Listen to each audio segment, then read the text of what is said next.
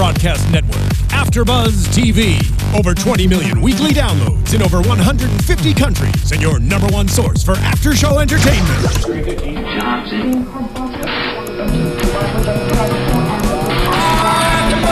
AFTERBUZZ TV, the destination for TV superfans. Producing aftershows for over 300 of your favorite TV shows. Interviewing celebrities and showrunners. And bringing you behind-the-scenes exclusives. All thanks to E! Entertainment's Maria Menounos, producer Kevin Undergaro, and internet leader Akamai.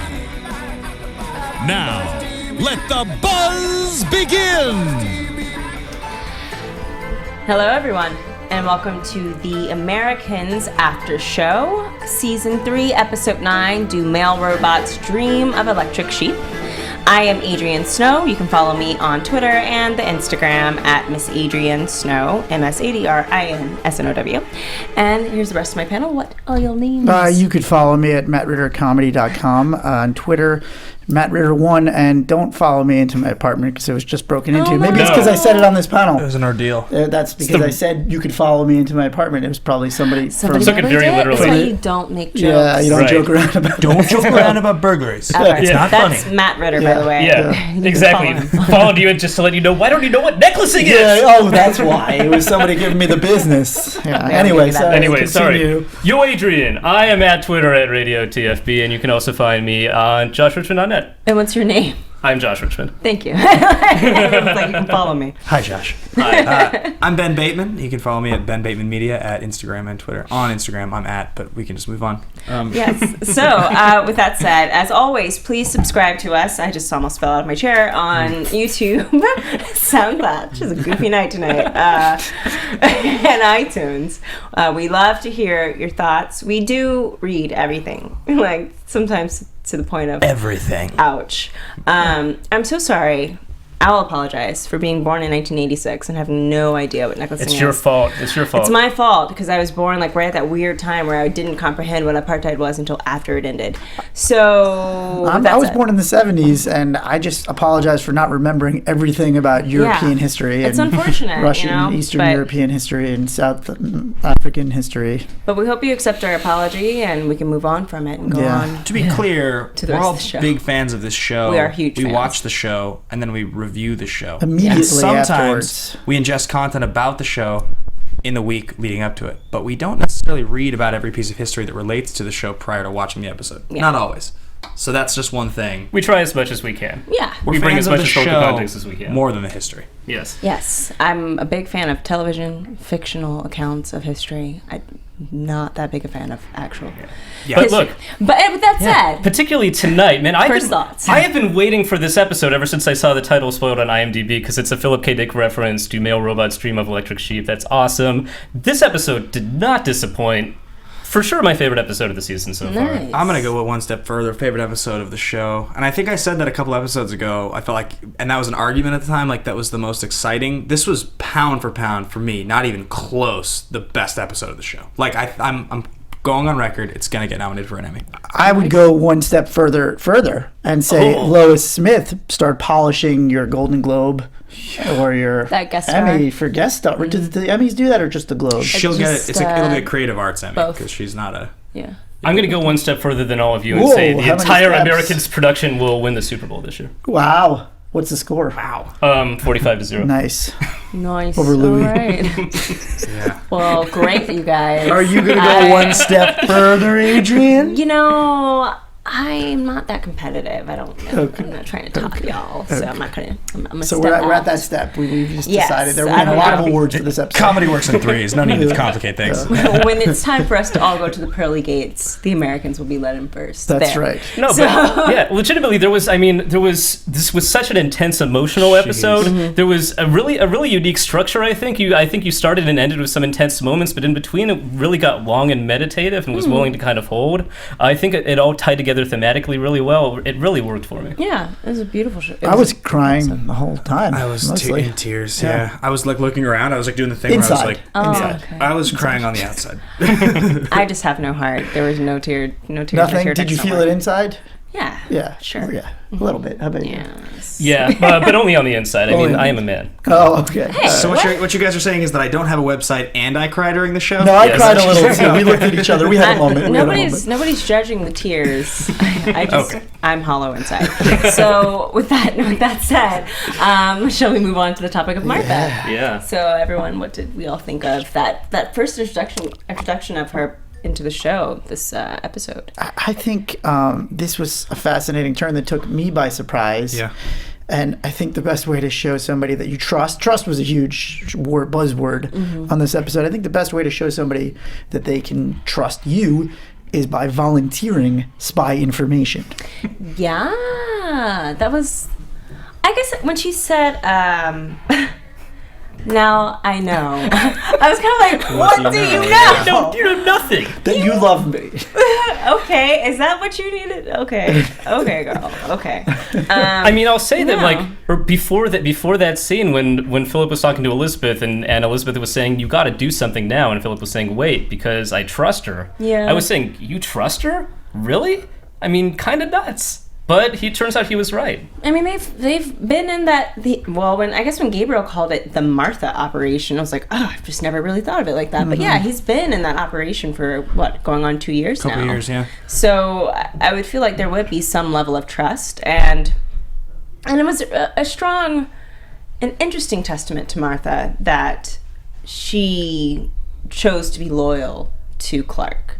You know, even though now she knows she has no idea who this man is, she has no idea what his history is, and she's probably never going to know, she still decided to say, hey, I'm going to be loyal to you, we're going to have a nice dinner, and I'm going to tell you where you can put your next bug. I also think that in a way, you know, if I'm Martha and I'm processing this and I made the decision to let this person continue to be in my life as a stranger, how do I bring him closer? Right. That's what she's trying to do. I mean, that was the nice dinner, you know, the voluntary information about the male robot. I think it's her way of saying, I want him in my life, but I also want him to truly love me. So how do I do that? I wonder that too. I wonder if she's playing the longer game. It's entirely possible. She might be playing him. I thought this was really a fascinating turn early in the episode because the first line is Elizabeth asks him, how do you know she won't say anything? And his line, as you said, is because I trust her. So obviously that's like first, it's a statement on her. It's also a statement on Elizabeth, which is like a great setup because you know what's going on with him. He doesn't entirely trust her anymore.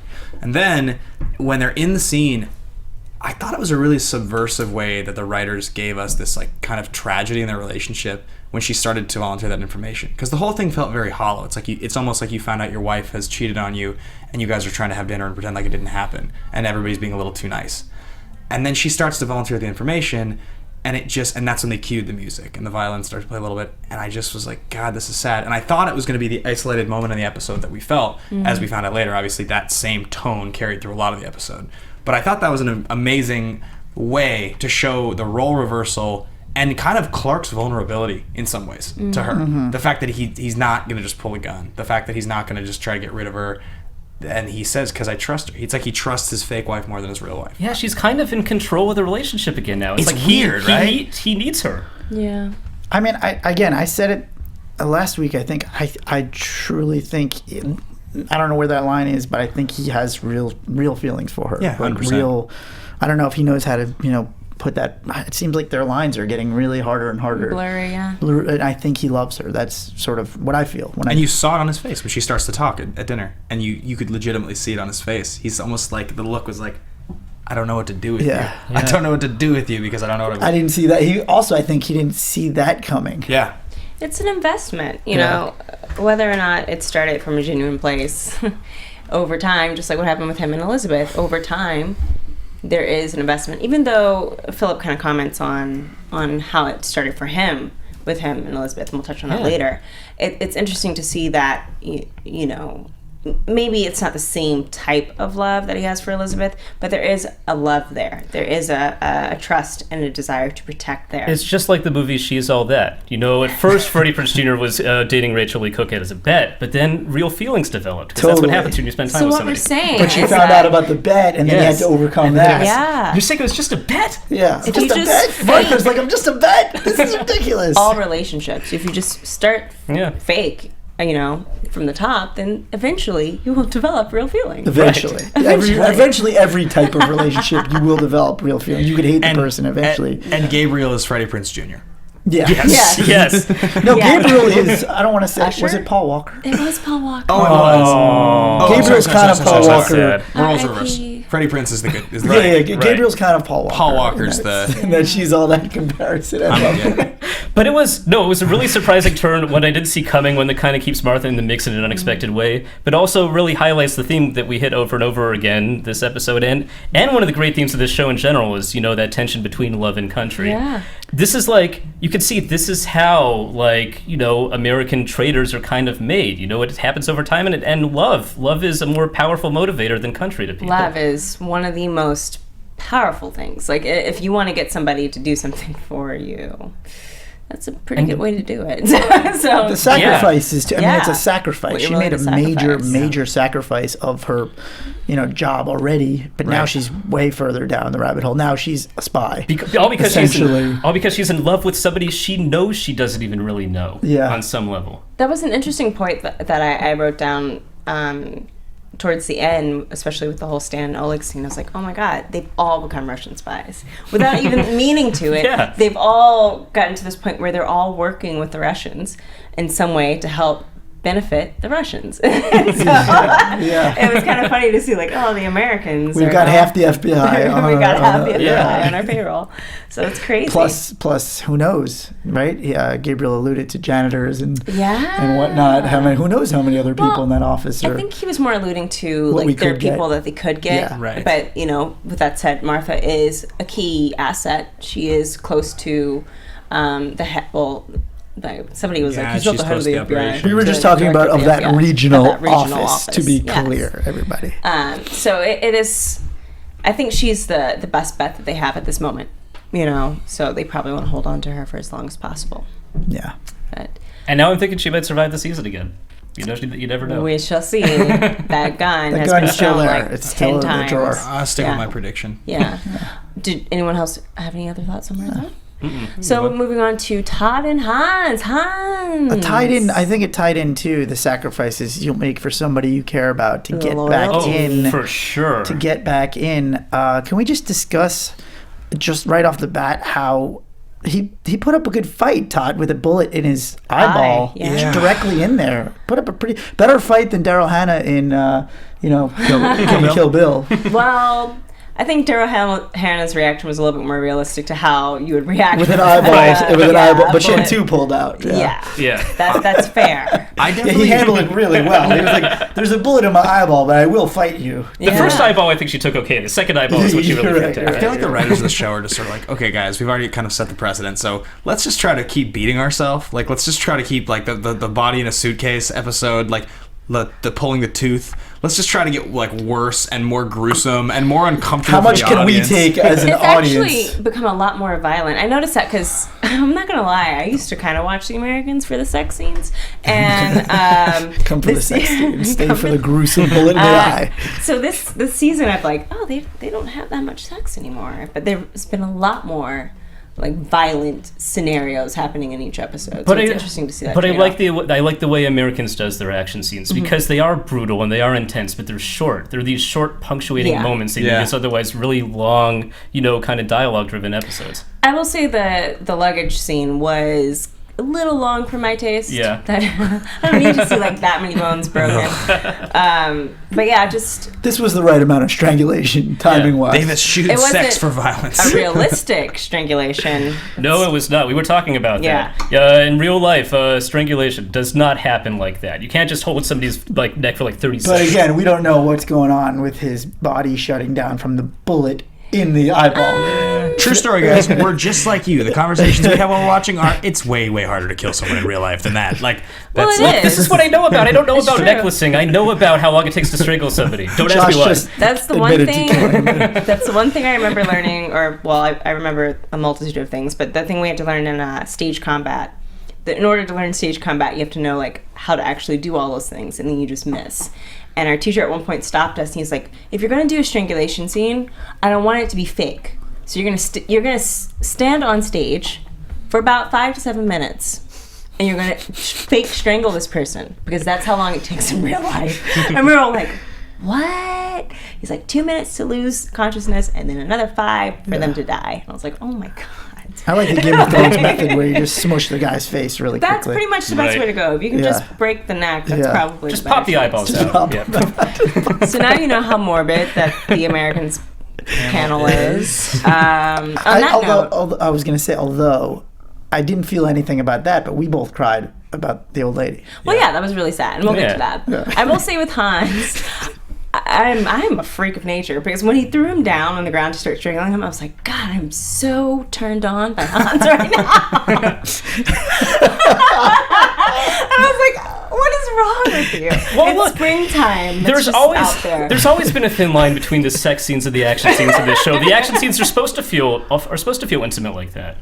You know? So that was an interesting turn. It was nice to see Hans. I just get really hot all of a sudden. It was nice to see Hans. That Hans, he really knows how to throw around. His body. What's funny about you say that is like are we allowed to curse on this? Nah. We get it's like the FX rule. We get like 2 shits, I think. Oh, we get shits. Well, I won't, because if you just use both of them, thanks guys. Oh, you just both No, say it. No, like the term fucker fight. Like the right. Every time somebody in the show finds out that somebody else has done something, or like somebody gets, I always feel like there's the stare that happens, and it's that moment. And so when Elizabeth at the very beginning of the episode is looking at Hans, and he's like, you can't use me anymore. She's like, not in that way. It was like, you guys, and then in the car when he goes, I killed him, and she goes, really? And they're talking. There's a part of me that's like, is she gonna kill him, or are they gonna start making out? What's gonna happen?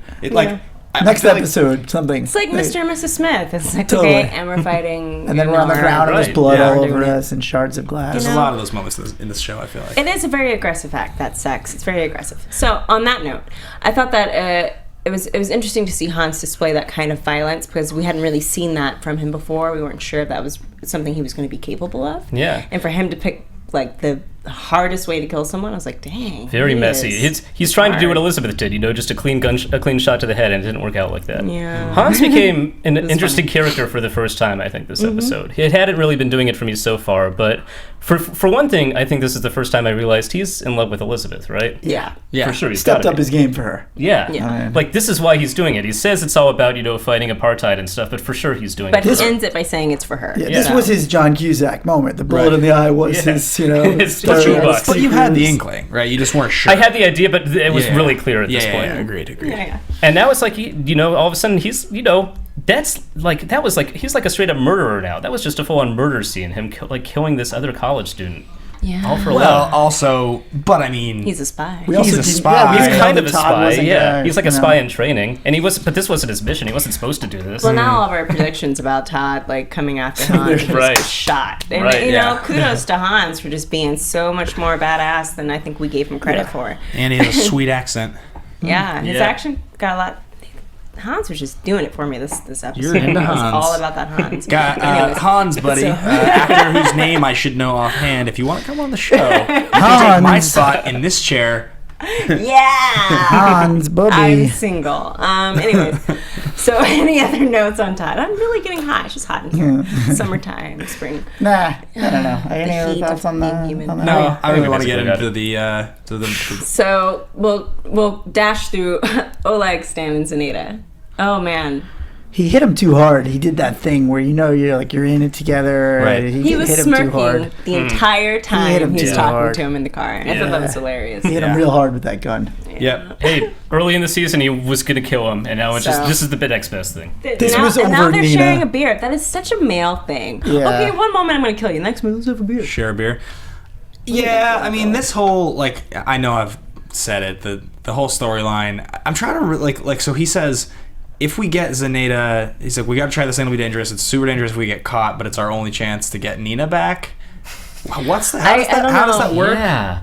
I don't know how this is connected to Nina anymore at all. I was just making sure that I wasn't the only one who was totally in the dark about that. I was like, did I forget something from last episode? Is there some operation where they he mentioned something when he first approached Oleg about Zaneta and about possibly how her being a spy there might be a way for them to swing it to get trade. Well, the thought was right, trade. I think trade. it's a trade. I think they were gonna. If it turns out she was, then they just hold her. Trade a notable political traitor for a completely irrelevant, like imprisoned woman. Right. It's not a fair That's deal. You have to trade. throw in a first-round pick in another draft. It's not a great plan. But what did Oleg say that he wanted to do instead? He wanted to. Is he going to become the spy that? He's the double spy for them now. I'm so confused. I can't remember what he told that chick. I did put together something else that had been on my mind, which is why is Oleg's dad trying to get him back to Russia? Now it kind of makes sense, because if Zinaida is actually been a Russian spy this whole time, and Oleg is trying to uncover that, and the Minister of Railways probably knows that because he's high up enough, so that would be why he's trying to get his meddling son out of it. But the last time Oleg commented on Zinaida, he was talking to the new Nina Russian lady whose name I cannot remember. The new Nina, that's all I call her. And he was saying how he wanted to play the Americans. He was saying, well, what if we did have a double spy? What if we had somebody who gained the trust of the Americans? And she said, well, we don't have anyone like that. And he's like, well, what if we did? And so I thought he was kind of going off of the thing of him turning someone or doing that to Stan. Yeah. So I guess I don't know why. I think his dad's just a control freak. It might be, but I've got a feeling it's connected. I've got a feeling it's connected somehow. It's not just a dad wanting his son around. Yeah, I don't think so. Not Not at all. love. It's not just love. It's not just love. one minister of transportation wanting his son around. This whole plot full of double and triple agents is super complicated. Yeah. But I like it because there's a purpose for it. I think it's so complicated that even the players don't know exactly why they're doing the things they're doing anymore at this point. I think Stan is so far gone with this Zinaida plot that he doesn't realize he's attracting suspicion around the FBI office. I'm going to get into it more in predictions, but I think he might have given himself There away. was a look. Yeah, you saw. We all caught that look in the office Yeah. after he left. So I thought about this because there's the initial moment when the pen's discovered. Last episode, I think it's last or the episode before that, and they discovered, and it's Adderholt and Gad and Stan. And the three of them are standing around, and they all sort of look at each other. Did you know about this? Sort of a thing. You know what I mean? What do we do? Yeah. And at that moment, and we've talked before that Adderholt's maybe a little fishy, but then this episode, you definitely got a little bit more of a sense that, yeah, people maybe are looking at Stan, and maybe because I remember at the beginning of the season we were talking on this panel that we all said Stan's a really good FBI agent, and then about 3 episodes ago we all agreed he's a terrible FBI agent. I've never ever said Stan's a good FBI agent. I've always said he's I'm telling Here's you, the at the thing. beginning of the season, I remember. no, it wasn't me. I think it was after he did have a big victory early in the season. I Right? said he was a middle management for life FBI agent, but here's the thing. To your point, You're screw wrong, up, Ben. you You're screw up wrong. You're once. wrong. No, you screw up once and you're an idiot. You screw up twice and you're a suspect. You know what Right. I mean? You don't just drop. The pen thing is fine. Okay, maybe he's an idiot and it happened behind his back. Now somebody But, gets to her I mean, on his watch. How could he not think that was suspicious? There's no way that people weren't going to look at him and be like, you didn't do your job. He knows he's on the hot seat for sure now. I mean, If you want to connect the dots and accuse Stan of being a spy in some way, they've been setting this up the entire series. I mean, remember when Stan killed that Russian spy in season one? Super suspicious. He shacked up with a Stan Russian is a spy. informant early on. I mean, he's definitely he's This is why I would never beard say Oleg. that he was a good FBI agent. middle management for life. That's So what it is. cunning. He's No, so I think bad. I actually do think he was mostly a good FBI agent until this season, and I think it's clear his personal life's supposed to be taking a toll on him. He's not as sharp as he used to be, maybe. I'm going to say that he was always a bad FBI agent because he's had 2 Russian spies living across the street from him for Fair. the past 3 years. Fair. He got taken over by Nina about after a year being with her. He's tacky and he's just not good at it. I'm sorry. I want to say I would love to see. There's probably a website where you can dig deeper. I want to see the FBI grades of him every year, the notes. Stan, he's a little sloppy. He gets a little loose around women. Yeah. I'm sorry. Don't No. let him leave anything in the office. He just seems really sad all the time. Yeah, he's sad. Yeah, he's not a positive guy. No. Adderholt is a very good FBI He probably agent. has high he marks. picks up on stuff like that. Yeah. Ambitious, Well, overly ambitious. It probably says on his report he card. noticed the pen. I No one else think- did. I actually think that the writing on this show is too smart for that. They're trying to suggest that. I think Adderholt's going to turn out to be. Well, I mean, we can get predictions. But. Well, I think I already mentioned that he's Yeah. probably still a spy. Yeah, but right, that doesn't mean he's exactly. not a great FBI agent. You know, Yeah. he can be in it. And by the way, we know that Gad wasn't the head of the FBI. That guy, his ranks are pretty low too. He's Yeah. He's probably got a C+ rating. No, I don't know how the FBI works. Okay, like I'm not supposed to, right? No. Right. Is Gad the admiral of the FBI? I think so. That's the position. Yeah, right? that's how it works, right? Yeah. President. Yeah. Emperor, conqueror. Yes. On that note, let's get to the nitty gritty of Betty. Oh my God. And Her Elizabeth. name was Biddy. I confirmed it. Yeah. Yeah, played by Lois Smith. Lois, I just looked up some of her credits. It's unbelievable. She was in East of Eden with James Dean in 1955. 56? 55. Wow. She was also in, here's some of the hits, 5 Easy Pieces, Yeah. Fatal Attraction, Okay. Fried Green Tomatoes, Midnight Run, and I remember her True more Blood. recently, True Blood, but also this one was in my head, Minority Report. Oh. The woman in the Harding. Oh, yeah. Oh my God, you're right. Yeah. Yeah. IMDb, not me, but I get no credit for that.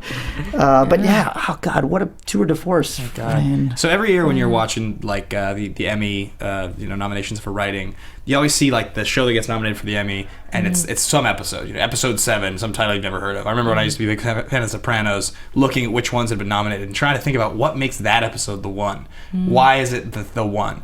And watching and thinking about this, because obviously it was a very effective episode, and I was emotionally very affected watching it.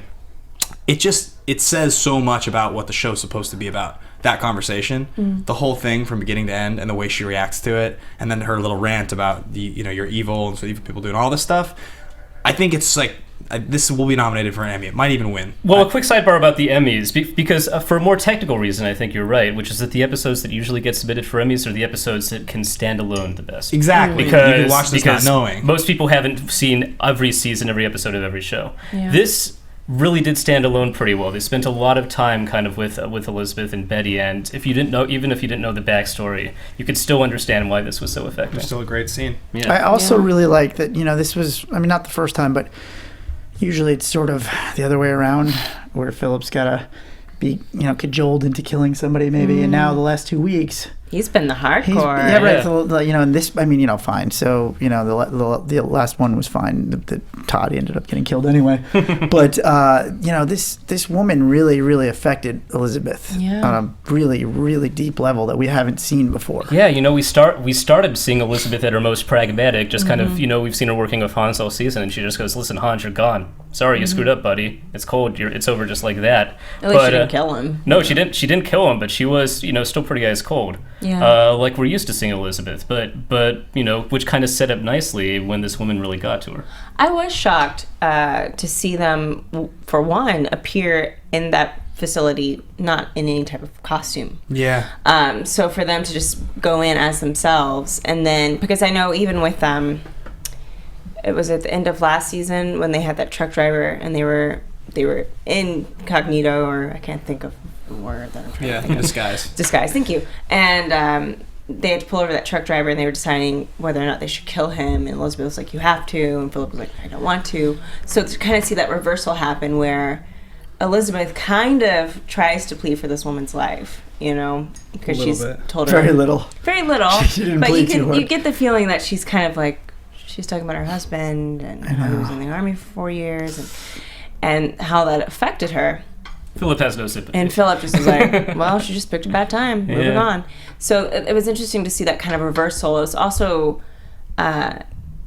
interesting to have Elizabeth just be so honest, and that was so scary as well, so because you just sad. knew, and she knew as well. I know, and I think it's sad about their lives. The sad thing about their existence, Philip and Elizabeth, is that they can really only be honest with people they're going to kill. Yeah. Once that decision was made, once it was the woman, Lois Smith was like, you're not going to let me go. Then it was like, well, now I can tell you anything about my life and really reveal myself and have a moment with another human being, even though I'm about to kill them. It was a really deep connection. If I could try to, maybe this is a stretch, but trying to tie this into the title of this episode, Philip and Elizabeth are kind of supposed to be robots. Being the most effective spies you could be means you can't have feelings, you can't be in love. You just have to execute for the good of the country. And so, but the title do androids dream of electric sheep? The original is kind of the idea, do robots or do automatons have a soul? And so do Philip and Elizabeth have a soul? I think it's shown over and over again that they do. Even if they do monstrous things, they can be really deeply affected if you catch them at certain moments. And it's an excellent homage and reference to Blade Runner, just in the sense that that's such a classic and popular piece of work based on the book of Do Androids Dream of Electric Sheep. The director's cut. Yeah. And I thought it was really interesting that as soon as she drops the "Where are you from?" and she says Russia, as soon as she says the line, your heart sinks. And yeah, it was an amazing moment that honesty was just so brutal, and you just knew she was gonna kill her. And we all have moms. That was what was getting me. I don't know if you guys caught the exact, like, I'm assuming most people watching the episode are probably feeling the exact same thing. My mom is almost 70. I was watching this woman and just being like, I could not stop thinking about, like, my mom. What if she came across a spy? What would happen? Yeah, I mean, it was really tough because that woman embodied, your mother, your grandmother, that person who has done nothing wrong. Has done. It seemed like in a character sense. No, I'm just saying, but like I'm just saying, in the range of humanity, of people who don't deserve to die, they picked the person that we collectively feel like, not that person. Like, let that person go. Yeah. And I thought it was interesting when Betty hit her with the line, "You don't have kids, do you?" And she when it forced her to confront why she's doing this, and not about being evil, but also like having kids. Like, what are you putting into this world? Yeah. Right. Yeah. You have children, and this is what you do. Yeah. Like disgusted. Yeah. That's an interesting point that she brought up, because I think often we always assume that people who do evil things are incapable of having people that love them and of loving others. And it's a very black and white way of looking at the world, and it's not a true way of looking at the world, and that's kind of what they always talk about when you think of Philip and Elizabeth. The reason we root for these people and they do horrible things is because we see their humanity. We see them go home to their children. And it's a very realistic thing to realize, that there really isn't anyone who's purely evil, that people who have done horrible things still have people that love them, and they love other people. So but evil. I mean, I think that I might be wrong. I think this is the first time anybody's explicitly called Philip or Elizabeth evil in this show. The first time I remember, definitely. Yeah. But that is true. That is what evil people tell themselves when they do evil Yes, things. it is. I did like, though, that I was picturing how the actual murder was going to take place. I like that she gave the sweet old lady the pill option, the slow, painless pill option. That's not really painless. It seemed kind of horrible. Like, I would have preferred a neck snap, but you would have. Yeah. Instead of the log slow, knowing you're about to die, for sure. I don't know. I mean, great. It gave us more time with her, but knowing that she's capable of doing a quick kill headshot instead of like the messy Hans headshot. I thought it was cute. I think neck snaps are nicer. I thought it was cute for a little old lady.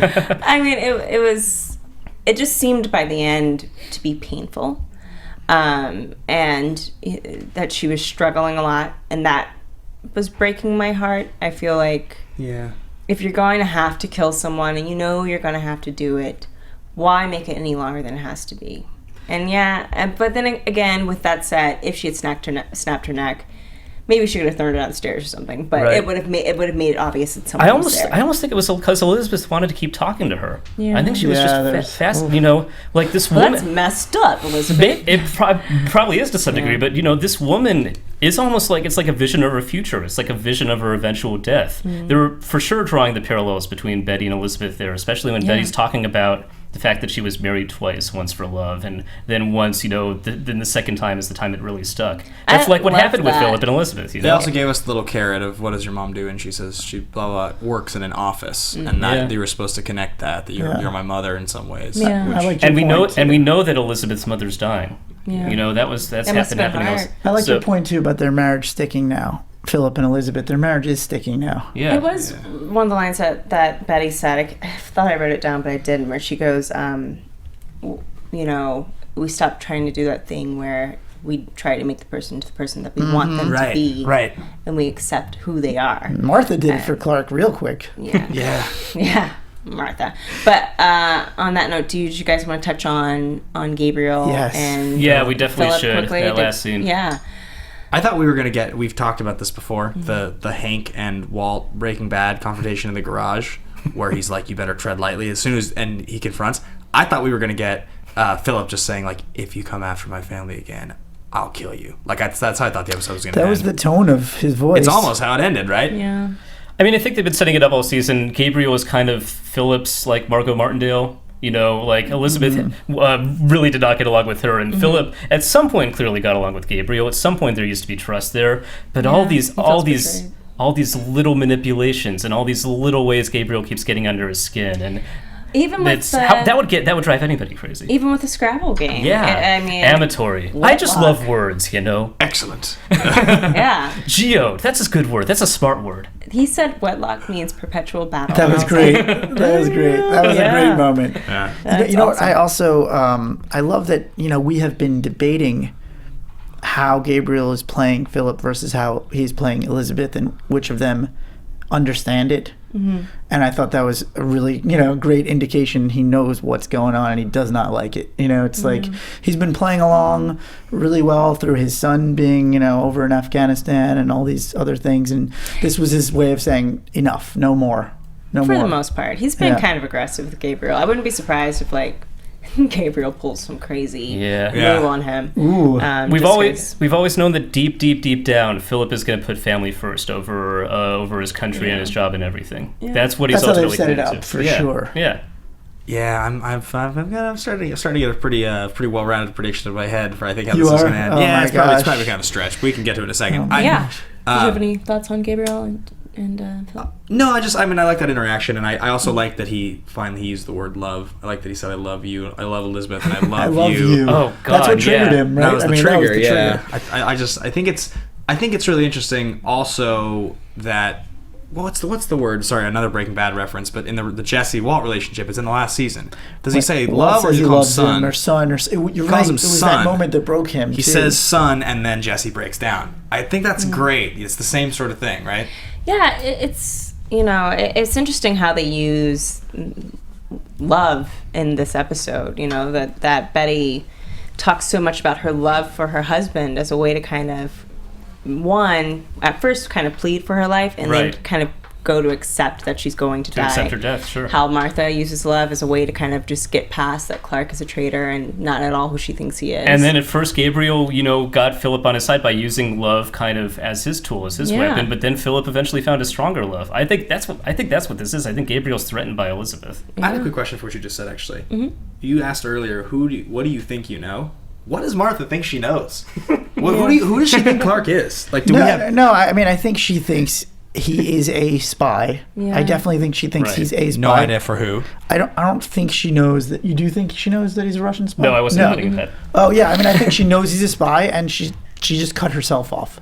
Yeah, I think it's one of those things where it's like, I love you, so I'm going to just like not see. Just like what Clark said last episode. I'm the man who you married. That's got to be enough for you. And, it should not be enough. It should not be enough. I just saw Bridget Jones' Diary, Martha, and if Daniel Cleaver wasn't enough for Bridget Jones, then Clark shouldn't be enough for you. That's all I'm going to say. Our movie references are on point this week. It's a good one. So on that note, any other final thoughts?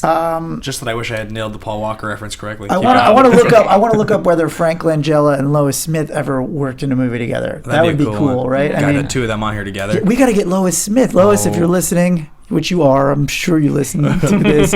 What is Lois Smith's Twitter handle?